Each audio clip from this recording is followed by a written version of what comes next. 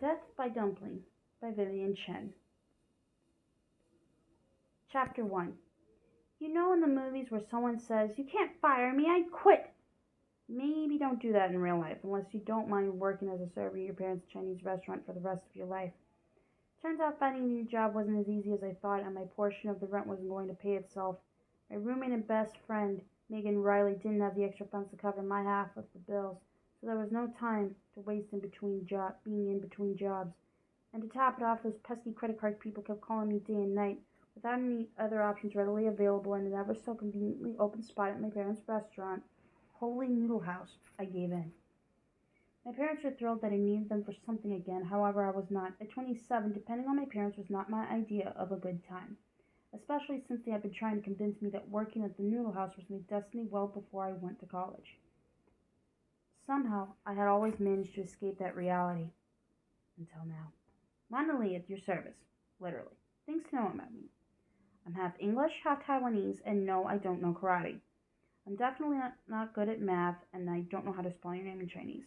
The last time I had straight up black hair, I was in high school.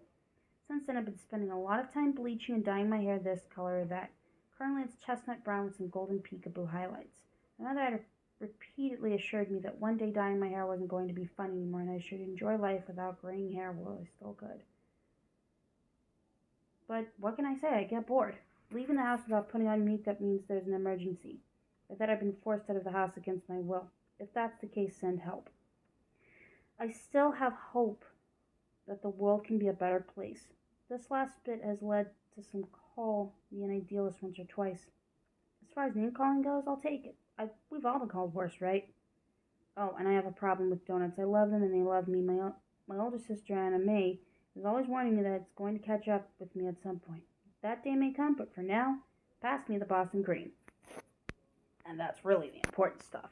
Aside from that, it had been 6 excruciating months since I started working full-time for my parents.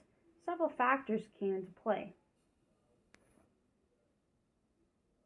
Helping this particular pursuit of employment along. We start with a foul breakup and the previously mentioned quitting a former job, and my parents' son-in-law said their only full-time day shift server, Lily.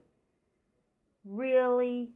Lily couldn't have picked a better time to walk out. I considered sending a card of thanks. I'm not the biggest fan of the restaurant business. That might have something to do with spending most of my childhood trapped in the back room of my parents' restaurant.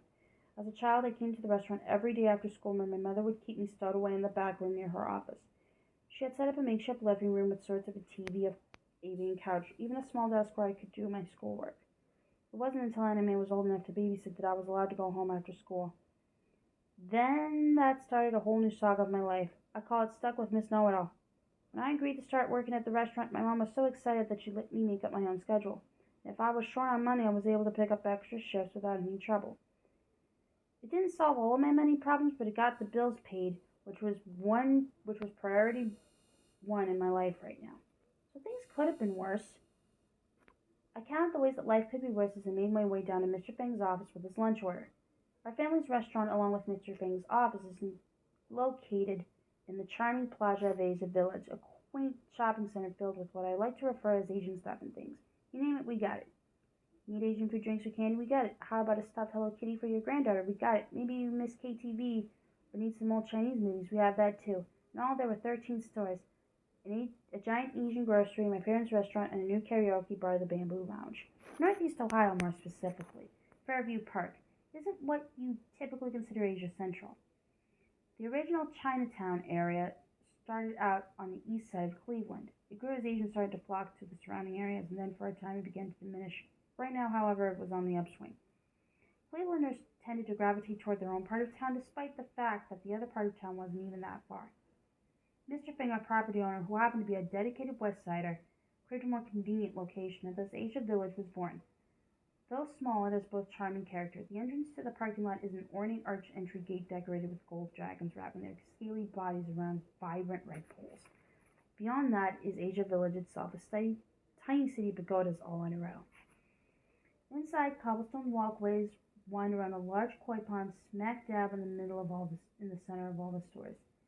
There's a footbridge that crosses over to the other side, and if people feel like lingering by the water, they can feed the koi fish. Strung from the ceiling are red paper lanterns wishing good luck and long life, and above those are massive skylights that fill the plaza with so much natural light you could swear you were still outside. Some of the other shop owners made their storefronts as authentic looking as possible. They kept to the traditional colors of red, gold, and black, adding Asian characters and symbols however they could. Other shop owners decided to use metal and wood textures, taking the more modern approach. For a sample of Asian styles from past and present, Asia Village was without a doubt the place to go. I stood now in front of the meager office of Feng and Sung.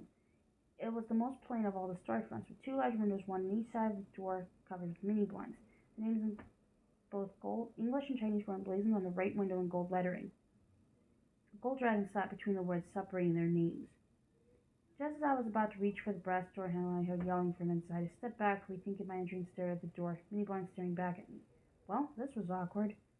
The blinds were closed for privacy, and I had no idea who was in there or whether or not I should go in. I didn't want to interrupt what was going on. Before I could overanalyze the situation, the door whipped open, and a chubby Asian face glared at me with her cheeks red with anger. It was Kimmy Tran, and it was safe to say that she was a little ticked. Kimmy was my age, and we had known each other since we were toddlers. The Tran family ran a shop called China Cinema and Song, an Asian video and music store. They had it for about as long as my parents had owned the restaurant, and because our parents were friends, we'd spent a lot of time together in our youth. As adults, we weren't terribly close friends, but there was a certain bond that develops after you spend hours together contemplating party life scenarios, so we kept in contact despite our lives going in different directions. She slammed the door behind her. "What a selfish jerk!" she yelled. I lost for words to hug the bag of takeout. Heat from the freshly cooked food seeped through my shirt. "Do you have any idea what that slime ball is up to?" she asked, pointing furiously at the door. Her hair was trapped in a sloppy bun at the top of her head and shook with each word. I shook my head. "No." She began to pace in front of me, clenching her fist. "She's raising the rent 50%. She stopped briefly to gauge my reaction. When I didn't respond, she began to pace again. 15%. Can you believe that? My parents can afford what the rent is now. It's high enough already." This was the first I'd heard of Mr. Feng raising the rent. I would have to ask my mother if she had heard the same thing. "How did you find this out?" I asked. "He slipped it in while he was telling my mother about this great plan he came up to make Asia Village better." She stopped to face me, placing her hands on her hips. "Better for who? For him as well?" "Well, there's more to—" "No, Lana, there are no well maybes. He's a jerk and he's selfish, and someone's got to stop him before he runs us all out of here," she said, waving her arms in the air. "He forgets that our parents were the ones who backed him up in the beginning and stuck with him through all the rough times. Now this is how he's going to treat the people who were there for him? It's absurd." She had a point with the whole parent thing, but I wasn't sure if I should egg her on. She seemed pretty fired up on her own, and I didn't feel like getting into this discussion so early in the day. "I'm telling you, Lana, that man is asking for it. One of these days he's going to make the wrong person mad." She gave a final huff and stormed off. Well, that was bracing. Shaking off her negative vibes, I repositioned the food in my arms and headed inside. Mr. Fink's office was always dimly lit and a little on the dusty side. There were two desks on the opposite sides of the small rectangular store of a room. On both of the desks sat those small banker's lamps with plastic green lampshades and gold chains. Did anybody even really use those anymore? I'm pretty sure that Mr. Feng owned the last two in existence. He had his back turned to me and was organizing something in the drawer. I purposely cleared my throat and he jerked up, turning around. Thomas Feng was not just our landlord, but a close friend of all the people who worked in Asia Village.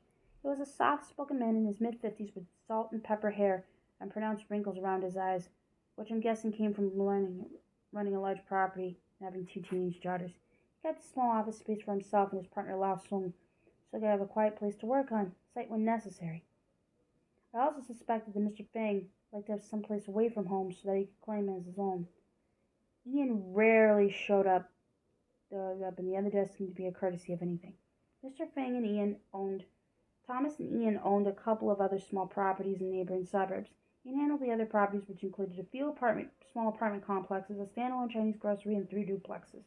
Asia Village, the first piece of real estate that Thomas had ever owned, was his pride and joy, so he spent most of his days walking the plaza and checking in with the people he'd known for so many years, considered family.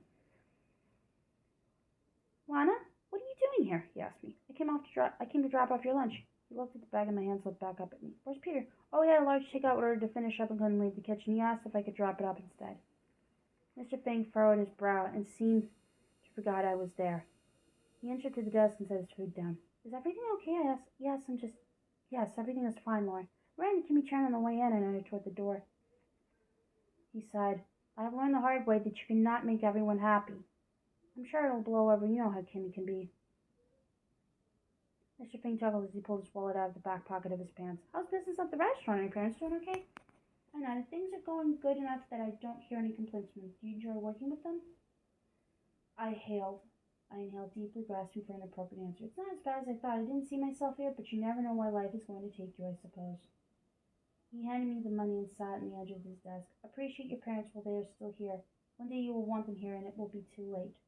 I gave a polite smile as I accepted the money and said my goodbyes.